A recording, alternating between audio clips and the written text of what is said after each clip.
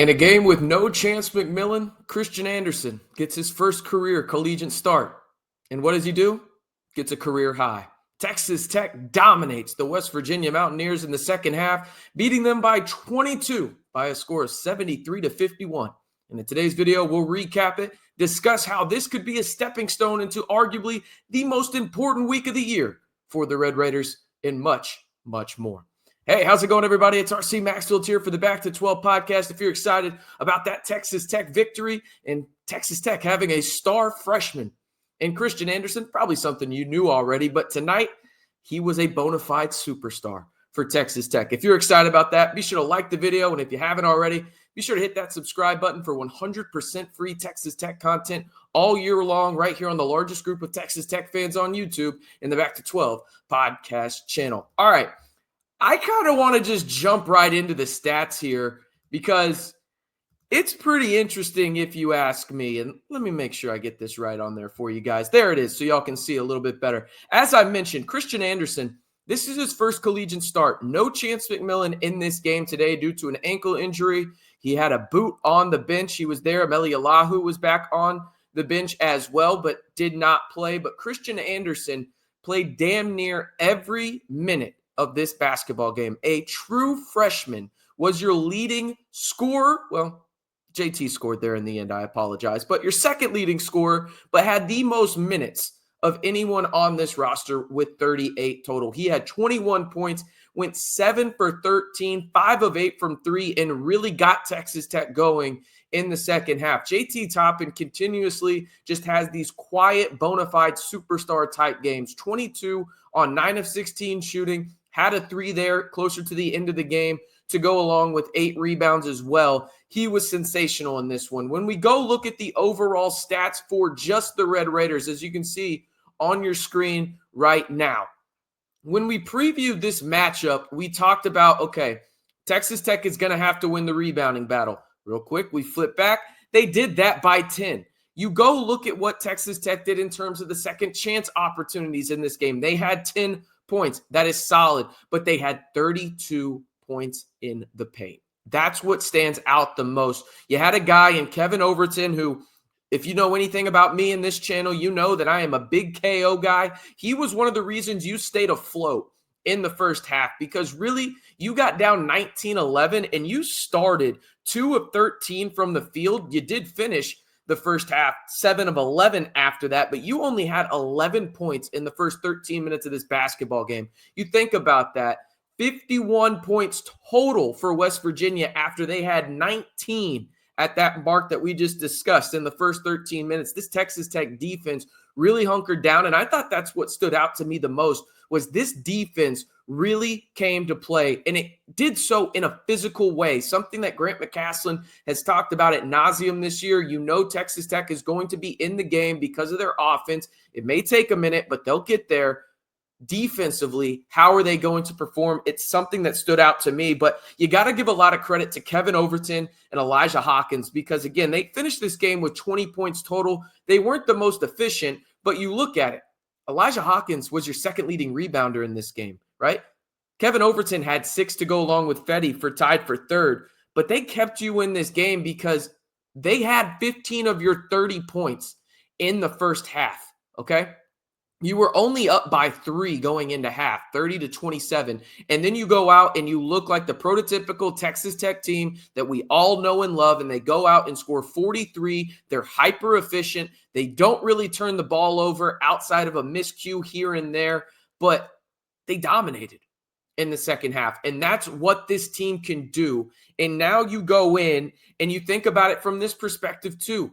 You see D5 there. He was 2 of 9. He was picking it up before he had a pretty scary ankle injury, to be honest, but he didn't have to do much. It looked like he was okay. He came back from the locker room, sat most of the second half on the bench, but you could tell it was a priority to get him going to start the second half, and he did so. He went out and scored a quick couple of buckets and really made sure that he was hyper-aggressive before that ankle injury. It looks like they avoided everything major, but we're going to have to really just wait and see going into Houston. But again, you didn't have Chance McMillan in this one. You had Christian Anderson start as a true freshman. And in my opinion, for those people that are asking about Chance McMillan, because I'm sure there will be some in the comments, it felt like to me this was a situation where do you play him against West Virginia and risk that his ankle doesn't respond well to the quick turnaround against Houston because you play on Big Monday at 8 p.m. on ESPN against the top 5 team in the country in the Houston Cougars, right? In a big-time matchup in the Big 12. Or do you give him 2 extra days and make sure that he is as close to 100% as possible for a game that would be pivotal for Texas Tech in terms of seeding, not only in the Big 12 tournament, but more importantly, in the NCAA tournament? I like the alternative, and it obviously worked out for Texas Tech in this one. When you beat the West Virginia Mountaineers, a team that was in the NCAA tournament, according to numerous bracketology projections, and honestly, their net ranking coming into this game, they were in the low 40s. This was a great win for Texas Tech, and the metric sites are going to absolutely love it because not only did you get close to your season average in terms of scoring, you were 8 points away, but you held West Virginia to basically less than 50. They scored their 50 and 51st point with, I think it was like 4 seconds left in the game. So you really dominated them in the second half. I mean, look at it. You allowed them to score 24 points in the second half. You held them to 29.6% shooting from the field, 18% from 3. And they really, they scored 6 of their 24 from the free throw line. You thoroughly out-rebounded them by 9 in the second half. In every aspect of the game, Texas Tech just thoroughly dominated this basketball game from about the 6-7 minute mark of the first half until it was over. It was just a thorough ass beating by the Red Raiders, if we're being honest about it. What does this look like for Texas Tech in terms of the Big 12 standings? You have them on your screen right now. You can see 21 wins for the Red Raiders on the year, 12 Big 12 victories. Right now, Houston and Iowa State are going at it at the time of this recording. This is instant reaction, people, right after this game is over. Again, just another reason to like the video and hit that subscribe button. Really, though, as I get back on the screen to close out this recap, this is a pivotal win for Texas Tech from the standpoint of going in to this pivotal week that you have, okay? You think about it. Did you play your best basketball at TCU earlier in the week? No, you played a C- game, and credit TCU. They came out and played an A game, and they beat you at home, 69-66. You were in that game till the end, though. You come into this game where they have the senior night festivities, and for those asking, they did senior night tonight because it was the last weekend game. I think they wanted to get as many family members as possible there for the 4 seniors that they recognize for Texas Tech, which is obviously awesome to have your family there. But you go into this game, and you're coming off of a game where you just simply didn't play good. And also you have Houston ahead of you. This is a definition of a trap game. We talked about it in the preview for West Virginia. This felt like a trap game. But you come out, and for the first about 13 minutes of the game, full-blown trap game. You were down 19-11. You had 11 points on 13 minutes. And then you go out and absolutely belt to you-know-what, West Virginia, for the remainder of the game. And it all started on the defensive end of the floor. I think that's the thing that really stands out to me. Did you play well offensively in the second half? Yeah, you scored 40-plus points. But it started on the defensive end where you were staying in front of Javon Small. You wreaked havoc on him, and you allowed a guy that was one of the best scorers in the Big 12 to look pedestrian in this one. 10 points on 3 of 14 shooting for the star guard of the Mountaineers.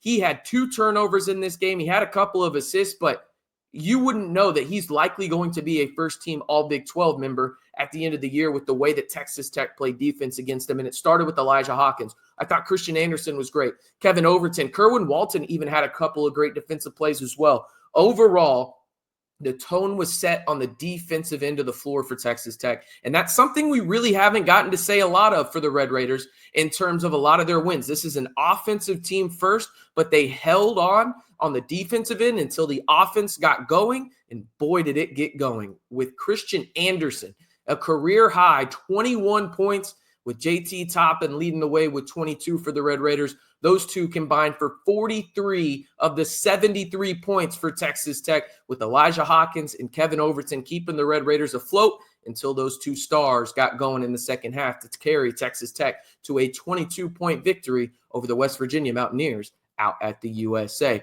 Next up on the docket, A pretty big one. You have a chance to sweep the Houston Cougars, a national title contender, and you're right there with them. We'll update you guys tomorrow on the preview video on where Texas Tech ranks in terms of the metrics, whether that's the net, KenPom, and everything in between. So it's just another reason for you to like the video, hit that subscribe button, and turn on that notification bell. The notification bell is key, people, because you'll get it right to your phone, right on your screen. It's that quick. Shout out to my wife as the backdrop there on my phone, okay? That's what you got. If you want to stay in the know on all things Texas Tech men's basketball all year long, all the way, hopefully till we're talking about the Red Raiders playing in April, this is the spot for you. So like the video, hit that subscribe button, and turn on that notification bell to join the Back to 12 squad today. It's the largest group of Texas Tech fans on YouTube. You can't beat that. And as always, stay safe and Wreck 'em Tech.